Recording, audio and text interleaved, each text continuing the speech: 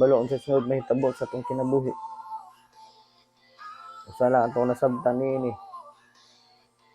Mao ra gid ang kabubuton sa Ginoo. Kung ingon ang Dios, I will provide in Philippians 4:19, and my God shall supply all according to riches in glory in Christ Jesus. Kung ingon po sa diha, seek me, the first thing, and all his righteousness, and all things shall be added for us. That the word of God that said, specific, he will able to provide and miracles. Managi-ingon diha, ang Dios magamilagro, magapanlangin sa tuwa. Kaya nasayo ng Dios nga dili siya buta, dili siya bungol, dili siya manhid og kasing-kasing, dili siya tig-aw kasing-kasing, kung dili nakita sa Dios kung unsa ato ang nagian karon. Sama sa ako ang sitwasyon karon nga nagian. Grabe akong nagian.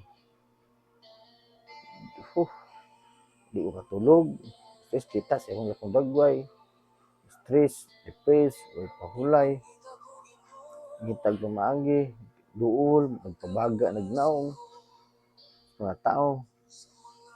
Kaya balo ko asa pa yun. Gusto Lord, karon bitaw. Kani ako ang sitwasyon nagian karon. Nga ako nagatuo, ningon ang Ginoo di sa Hebro, ang pagtuo, faith is substance things not yet seen. Yung pagkatuo nga ang Ginoo magamilagro mabuhat. So yung balaang presensya sa ang dugo. Kaugma, magpadala sa Sergeant Pilinio, si Daddy Cleon, ug uban mga tao nga mga uban mga tao nga nagmahal. So sila nga makapadala na tao sila, makabayad na sila.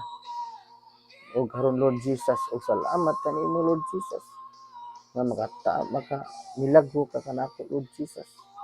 O salamat Ginoo. Salamat kanimo Lord Jesus. Ikaw nagaprovide din tanan. Kung ihalad og tugyan di kanimo sa ngalan sa Amahan ug sa Anak ug sa Espiritu Santo. In Jesus mighty name.